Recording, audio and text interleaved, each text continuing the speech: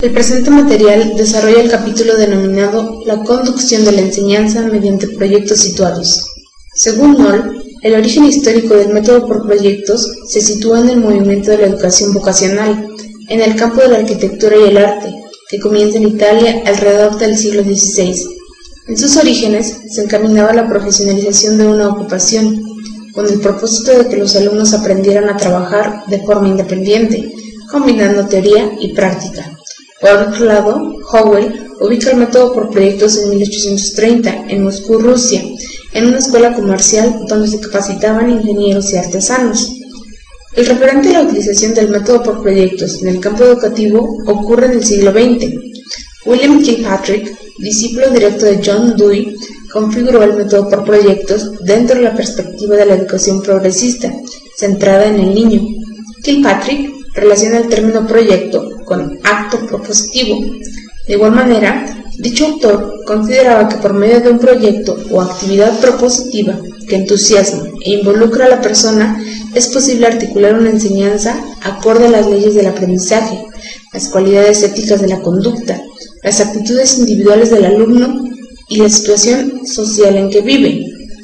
Aprender a manejar proyectos y a colaborar en ellos es uno de los aprendizajes más significativos que pudiera lograr una persona, pues incide tanto en su facultamiento o construcción de una identidad personal sólida, como en su preparación para el trabajo colectivo y la ciudadanía. El aprendizaje por medio de proyectos es un aprendizaje eminentemente experiencial. Se aprende al hacer y al reflexionar sobre lo que se hace, en contextos de prácticas situadas y auténticas. En la conducción de un proyecto, los alumnos contribuyen de manera productiva y colaborativa en la construcción conjunta del conocimiento, en la búsqueda de una solución o de un abordaje innovador ante una situación relevante. Kilpatrick identificaba 4 tipos de proyectos.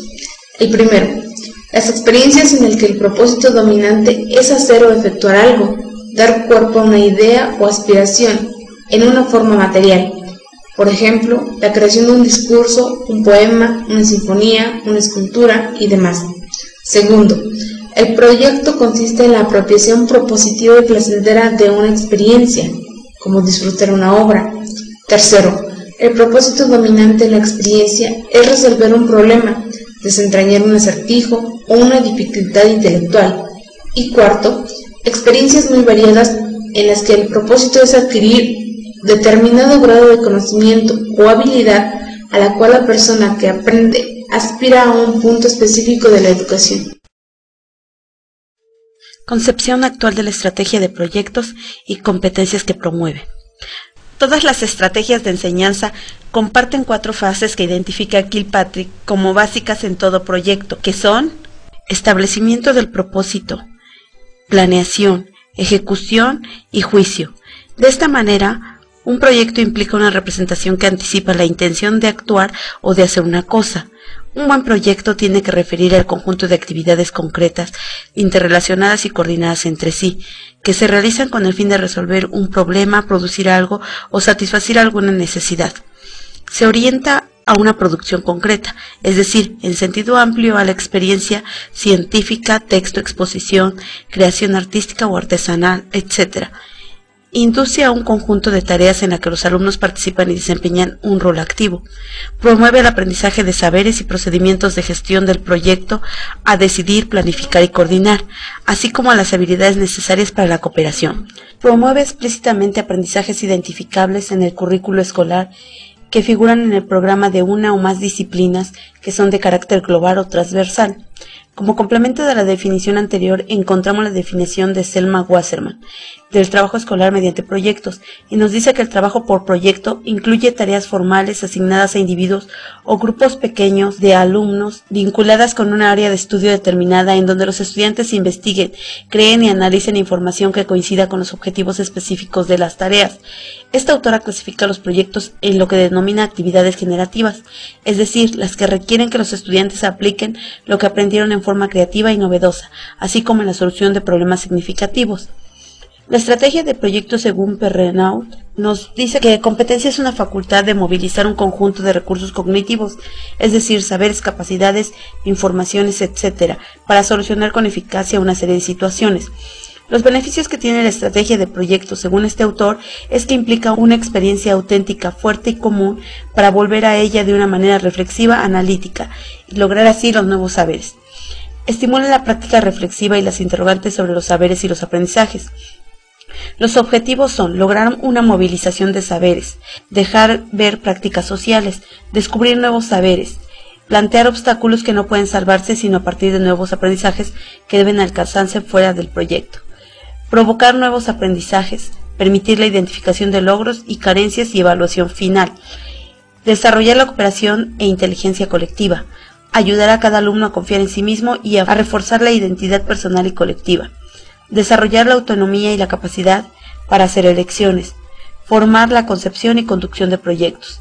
En la enseñanza-aprendizaje en torno a los proyectos, este autor plantea las siguientes competencias a desarrollar: la definición de problemas, es decir, la toma de conciencia de lo que se sabe y la capacidad para generar nuevos saberes, competencias para la cooperación y el trabajo en red, competencias para la comunicación escrita y oral, competencias para la autoevaluación espontánea. Knoll plantea dos modelos básicos de instrucción mediante proyectos. En el primero y más antiguo, los alumnos tienen que aprender en un inicio por separado los conocimientos y habilidades, y después deberán aplicar de manera creativa e independiente en el proyecto en sí. En el segundo, que es el más reciente, el proyecto no queda confinado al final de la unidad, sino que constituye el centro de las mismas, en una totalidad natural en donde el curso de la instrucción no precede al proyecto, sino que está integrado de manera que la conducción del proyecto en sí les permite los aprendizajes más relevantes y significativos. Los proyectos culminan en la creación y exposición de artefactos, reportes, carteles, modelos físicos, videos o cualquier otro tipo de producto elaborado por los alumnos. Lo importante es que los proyectos generen oportunidades de aprendizaje significativas para que los alumnos rescaten sus intereses y promuevan sus puntos fuertes. Esta forma de trabajo conduce al alumno al despliegue de las llamadas inteligencias múltiples. Es por ello que los proyectos deben basarse en experiencias y todas las modalidades de aprendizaje. Los pasos de un proyecto y su puesta en marcha en el aula. El trabajo en proyectos se orienta a plantear a los alumnos desafíos abordables y a motivarlos en la dirección de la construcción conjunta del conocimiento y del aprendizaje significativo. Que el alumno desarrolle un fuerte sentido de pertenencia y control sobre su propio aprendizaje, en un ambiente centrado en el alumno y el trabajo cooperativo. Proyectos que resultan relevantes en entornos escolares de nivel básico y medio, presentaciones, entrevistas, estudios sobre determinados grupos, análisis de casos, representaciones o historias, trabajo artístico, libros, periódicos, revistas, proyectos por computadora o con apoyo de diversas tecnologías, creación o interpretación de música, diseño o conducción de diseños científicos, diseño y conducción tutelada de propuestas de intervención social. Primer propuesta de enseñanza a través del desarrollo de proyectos, ubicados en primaria y secundaria. Los proyectos se vinculan al currículo escolar en sus diferentes niveles y se inscriben en materias del área científica, química, física, biología, etc., donde los estudiantes construyan un modelo o realicen una demostración, pero siempre en torno a la idea de resolver un problema planteado en la forma de una pregunta. Segunda propuesta de enseñanza a través del desarrollo de proyectos. Se ubica en la educación superior. En el caso de la educación superior, el cometido es la formación de profesionales capaces de intervenir en escenarios reales para solucionar problemas relevantes en su injerencia. Los proyectos de intervención social y cultural. Para el diseño del proyecto parte de la respuesta a 10 preguntas centrales. La idea es que los estudiantes o las personas que van a desarrollar el proyecto realicen una primera aproximación al mismo con las respuestas a las preguntas que se indican y que permiten aclarar el sentido, alcances y estrategia de intervención. Las preguntas son: ¿qué quiere hacer? ¿Por qué se quiere hacer? ¿Para qué se quiere hacer? ¿Cuánto se quiere hacer? ¿Dónde se quiere hacer? ¿Cómo se quiere hacer? ¿Cuándo se quiere hacer? ¿A quiénes se dirige? ¿Quiénes lo van a hacer? ¿Con qué se va a hacer? tercer propuesta de enseñanza a través del desarrollo de proyectos se ubica en el nivel medio. El método de proyectos industriales, la idea central es proporcionar a los profesores una forma de enseñar a los alumnos cómo generar proyectos industriales viables y competitivos en el mercado. El método se enfoca al diseño o rediseño de un producto industrial con dos tipos de funciones: su uso, por qué existe el objeto producto, lo que simboliza, por qué deseo comprar este producto y no otro. Abarca el ciclo entero de vida del producto en cuestión, tal y como ocurre en la vida real, por lo cual abarca desde la idea o concepción inicial hasta su reciclaje. Actuación pedagógica del profesor, tutoría y supervisión periódica del plan y desarrollo del proyecto, observación de procesos y agentes que permitan entablar diálogos reflexivos con los alumnos y sobre lo que se está realizando. Promoción de una interacción conjunta profesor-alumno, ajuste de la ayuda pedagógica, cesión gradual de la responsabilidad y el control de los aprendizajes buscados por parte del profesor hacia los alumnos. El aprendizaje cooperativo como estrategia central de la enseñanza basada en proyectos. El conocimiento es un fenómeno social, es decir, que el alumno no aprende aislado. Se marcan tres estructuras básicas de aprendizaje: la individualista, competitiva y cooperativa. Centrándose y generalizando en la última, hay metas compartidas. El trabajo y el aprendizaje se maximizan en conjunto y lo primordial es la competencia social.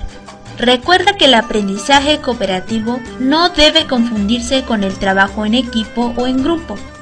Se mencionan dos tipos de grupos sin aprendizaje cooperativo: los grupos pseudoaprendizaje y los grupos o equipos de aprendizaje tradicional, donde trabajan juntos pero sin ningún interés y donde se tienen la mínima disposición de compartir y ayudar al otro para aprender.